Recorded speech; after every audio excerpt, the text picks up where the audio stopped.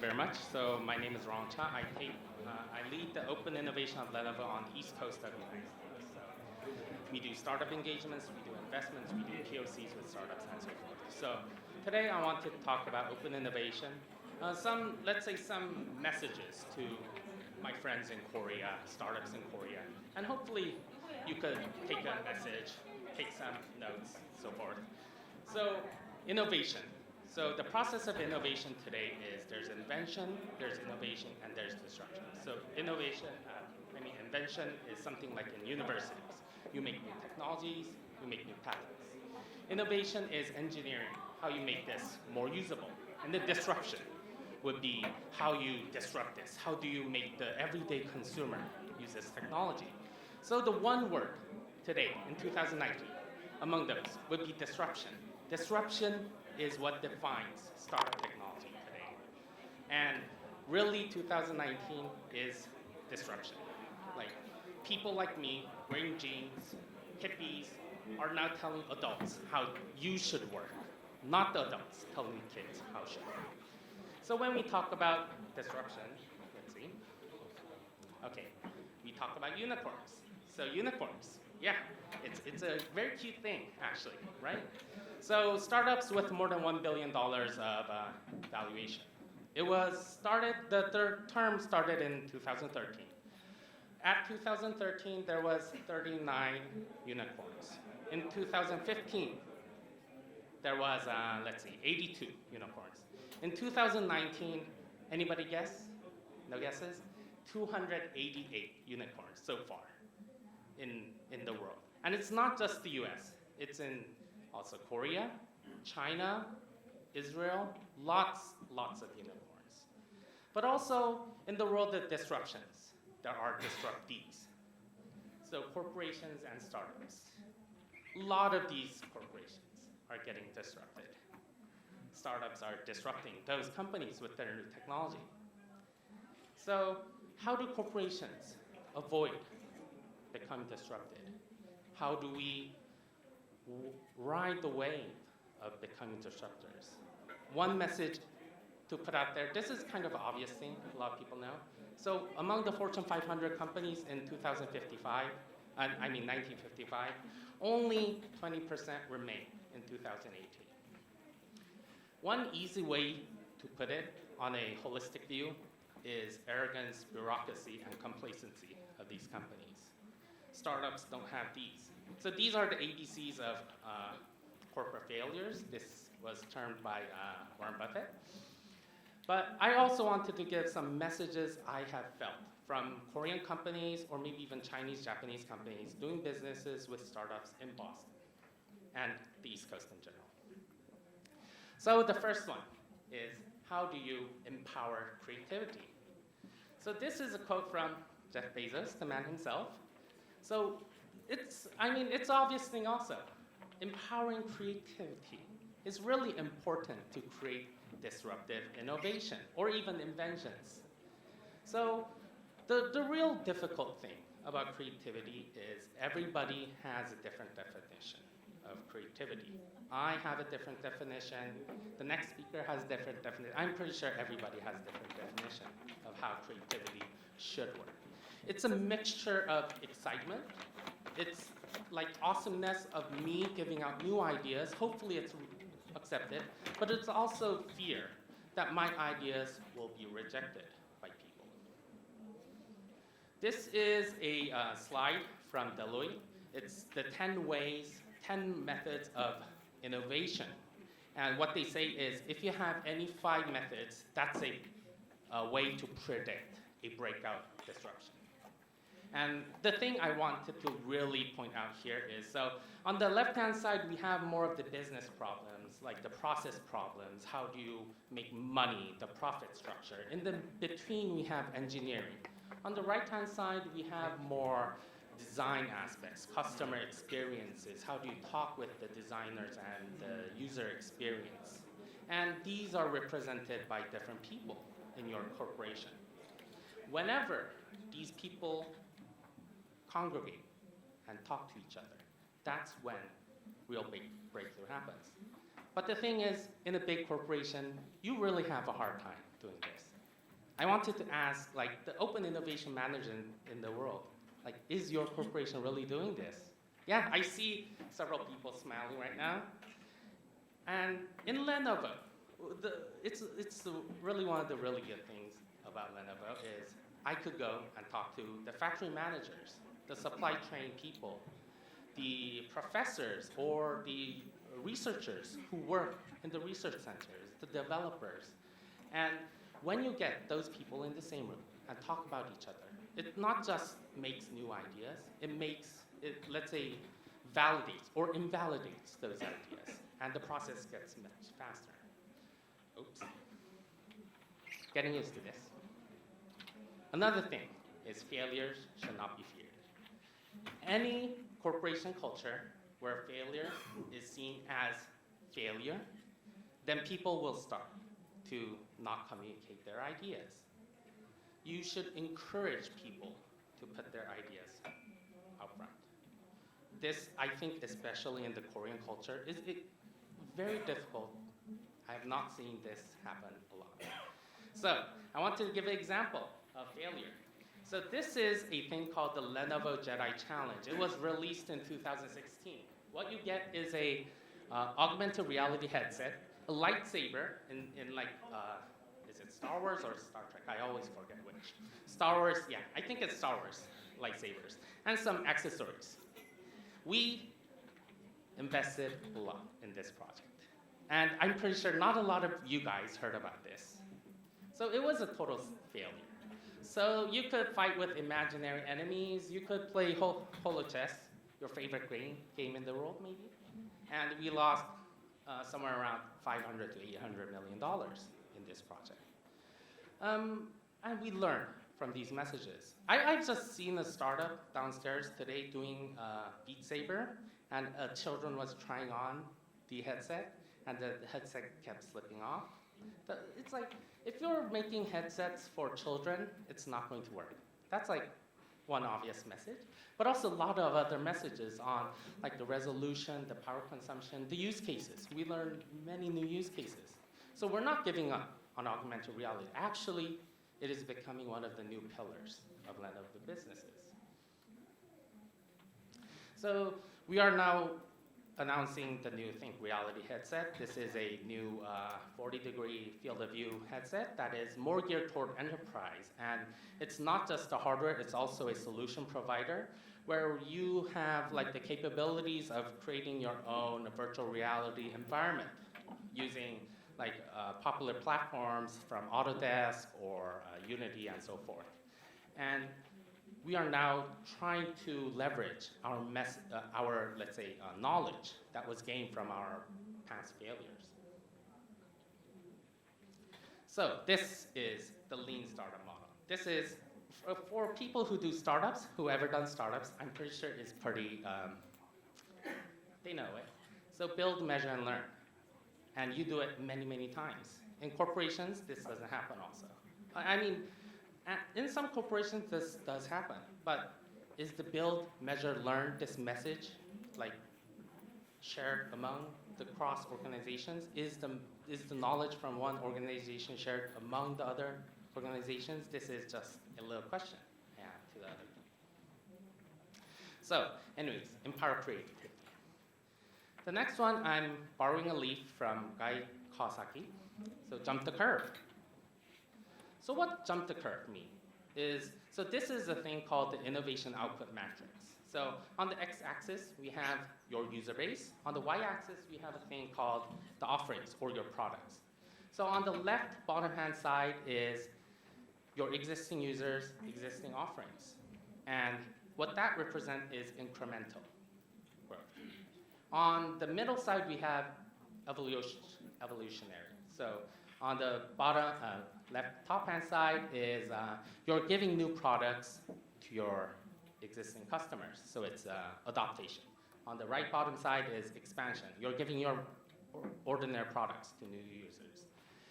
The thing is, we, of course, should all focus on the right top side, revolutionary innovation, where you give your new users your new products. So example I really like is this. So ICE. So ICE version 1.0. In the 19th century, in the US, around Boston or Chicago, so these people would go out with their horses, bulls, whatever, and they would saw ices. So about 9 million pounds, or in kilograms, maybe 4 million kilograms of ice was harvested every year. In this age, innovation meant you somehow breed new horses, stronger horses. Maybe you got new saws, sharper saws. Maybe you hire more people. ICE 2.0 is the ice factory. Now you don't have a geographical restriction on your ice distribution. You could have ice factories in Texas, in California. Now new people, new customers have access to ice. It's an evolutionary innovation. However, still, there is the restriction that ice has to be delivered. And there is this, let's say, circles around factories that only have access to this ice. ICE 3.0 is the refrigeration, the modern refrigeration. This was truly revolutionary. Now, every day, every consumer, they don't have to know technology, they don't have to know your Iceman. They now have access to refrigeration. They could keep their food cool, they could have ice cream, whatever. The thing is, jump the loop. None of the ice harvesters became ice factories. None of the corporations that did ice factories became refrigerating companies. If you define yourself as a ice harvester or a ice factory, then you're still in your box. You're not going to make the next loop. So how do you think outside and really think of how you deliver value? This is a message I wanted to give to a lot of startups also. So one thing we do is, this is a thing not many people know, is Lenovo is the top one manufacturer of high-powered computers, HPCs. And among supercomputers, the top 500 supercomputers, 117 were made by Lenovo. By 2020, we estimate this figure is going to be 250. So over close to half of the supercomputers in the world is going to be manufactured by Lenovo. So why is this happening? Well, we experiment with quantum computing. We are actually one of the very few people that really commercialize quantum computing. New materials in RAM, new computing architectures that are output by AMD and NVIDIA. We work closely with these partners to really create these new values and output these new supercomputers. Another one on the opposite side of computing would be edge computing. So we use a thing called the Pivot 3 Edge Computing Solution, which means that we put these computers in traffic poles, in your, let's say, 5G communication stations, and these could be, for here, it's for a security network in Bogota. In, I think it was some city in Europe, we use a edge solution content delivery network, a software-defined content delivery network. And this is really pushing our capabilities to the limit.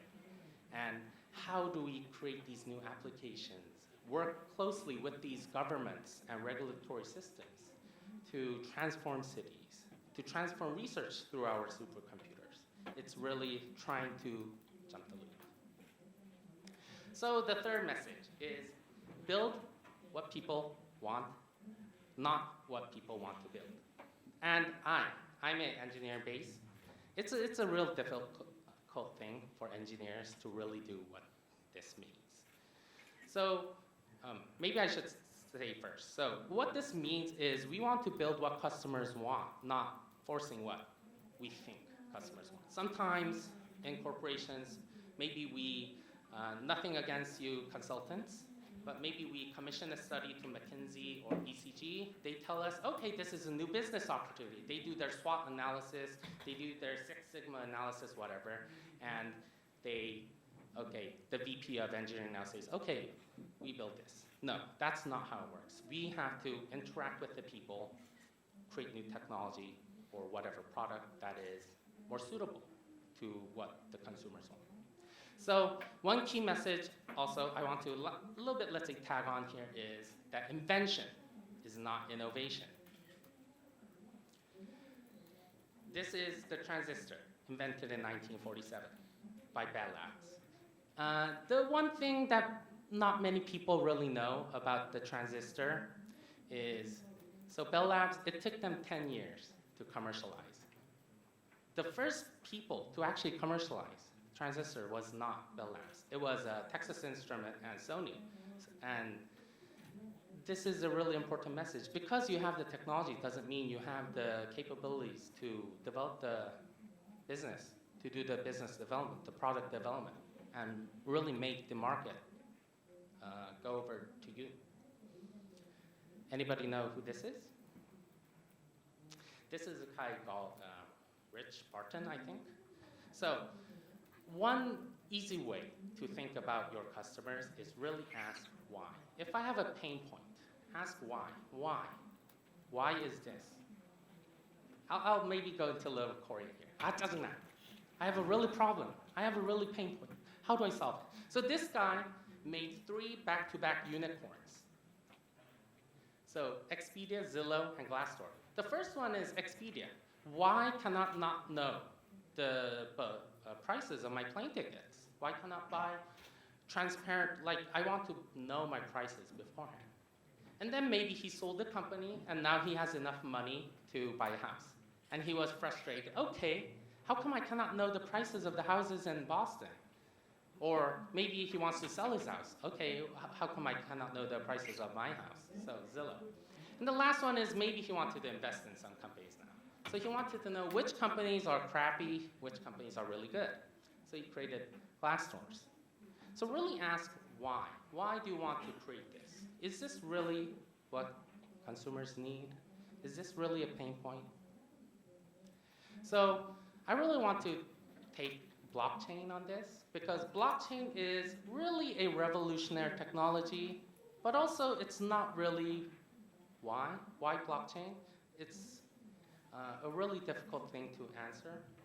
For us, blockchain, I do think Lenovo is one of the few companies that do have a commercial offering of blockchain. So we work with some banks in Europe and Asia to commercialize the transactions of precious metals that are exported to the US, for example, for regulatory reasons. We work with some election officials in the US to create electing systems of blockchain. And it's not exactly how we, let's say, really empower customers. But anyways, it's a thing that a lot of customers do ask. And it's still an ongoing project of why. But anyways, it's an example of how we should develop these new applications and use cases. The last thing I wanted to add here is open innovation is collaborative. So this is a slide from UC Berkeley Professor Hemswell. I keep forgetting his name. Hemswell might not be the correct name. So he is the guy who coined the word open innovation. And in his slide, what closed innovation is. So we have this funnel. In maybe your big Fortune 500 company, there are tons of ideas, tons of R&Ds. You have 8,000 PhDs doing their own research topic. And maybe one of them gets to the market, really gets to become commercialized. We have this funnel, and most of those projects die in the case and never see the light of the day. In the open innovation model, we have this funnel, but also that funnel has a lot of holes in it. And sometimes, if a corporation needs a solution outside of this funnel, then we sometimes bring in a new technology. But also the important thing is the holes are not one way. It's a both-way communication. Sometimes we also go outside the hole. Sometimes the research flows out. Sometimes these research flow out to meet a new maybe business model or a new customer base. This is not an example. This is an anti-example of what I think is proof of concept. And I'm blaming some Korean companies that try to do open innovation in the US. And the process is pretty typical like this. So they have a pain point. They scan, they call it scan or scout, technology scanning, technology scouting.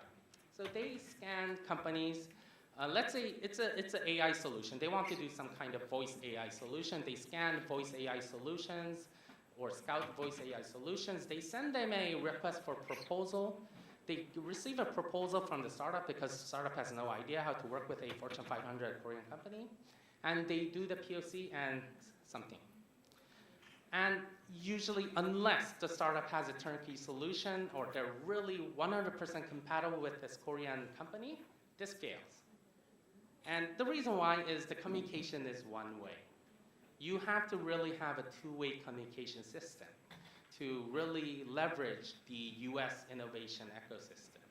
You have to let them engage with the creative people in your organization, really have that cross-organization in the business groups, in the research groups, your engineers, and also the marketing people, all on board, and really jump the hoop.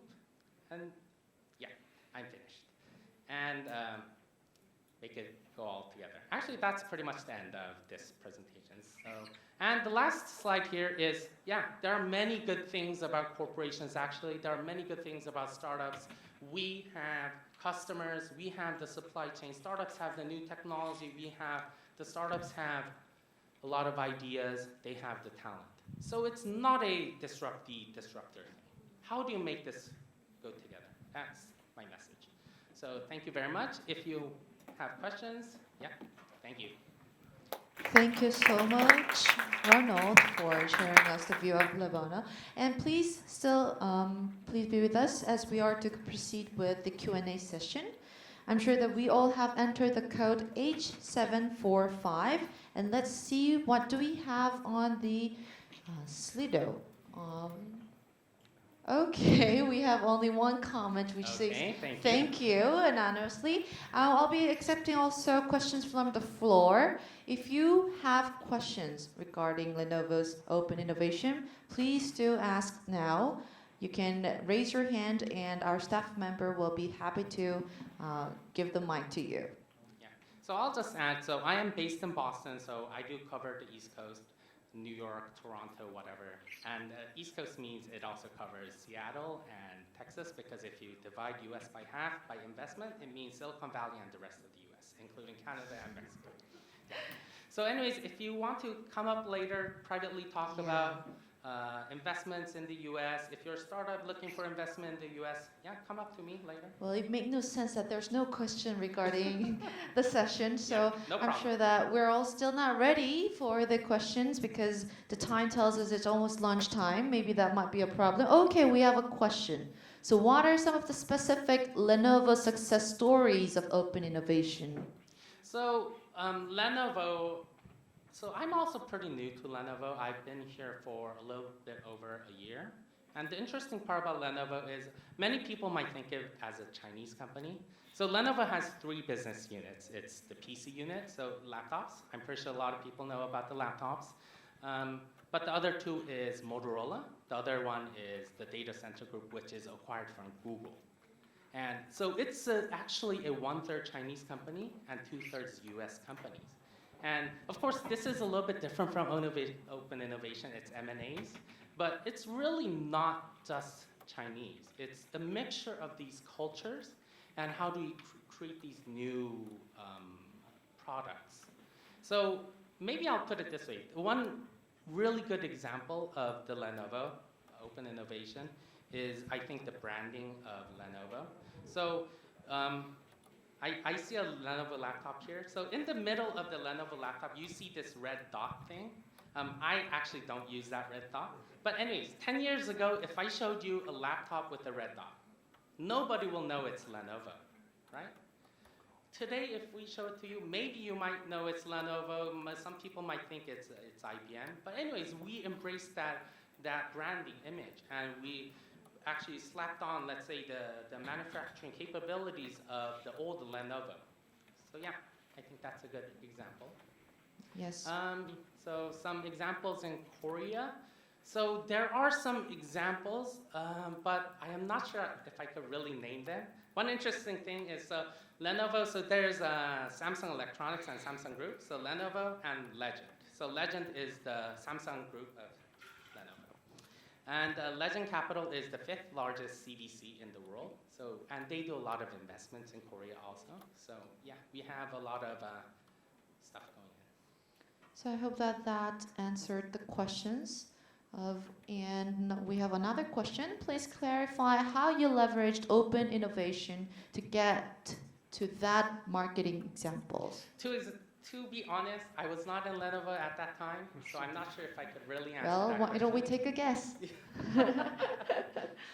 The guess would be, right now, so maybe I'll go a little bit further on the Lenovo side of the story. So right now we have created a joint venture with NEC, so in Japan, and we have created this joint venture called the NEC PC, and pretty much selling these Lenovo laptops that are branded as NEC in Japan. So it's like, really we have established a R&D center in Yokohama and really use these local, let's say, resources to develop a Chinese-directed product. And what that means is, it means a lot of anime, it means a lot of character development, but you really need to understand that local culture, but also bring them into the Lenovo ecosystem. So what that means also on that side is bring them into the manufacturing system, help them, let's say, iterate their ideas in the Lenovo manufacturing systems, and really leverage the manufacturing capabilities. Yeah, well, I think that goes under the big branch of branding, the localization and all that. And I guess this will be our last question. Do you also raise a fund with other entities like investment bank or other companies? Yeah, so in the US, so there is Legend Capital and Lenovo Capital, which is pretty much what Lenovo does. In the US, we don't use Lenovo Capital or Legend Capital. We have a VC called Comet Labs. That's where our money comes, or it's corporate money. So we do raise funds such as the Comet Labs funds. It's a VC based in San Francisco. Okay, I think that will be all. Please give a big hand to Renaud for sharing us the view of Lenovo. Thank you very much. Thank you so much.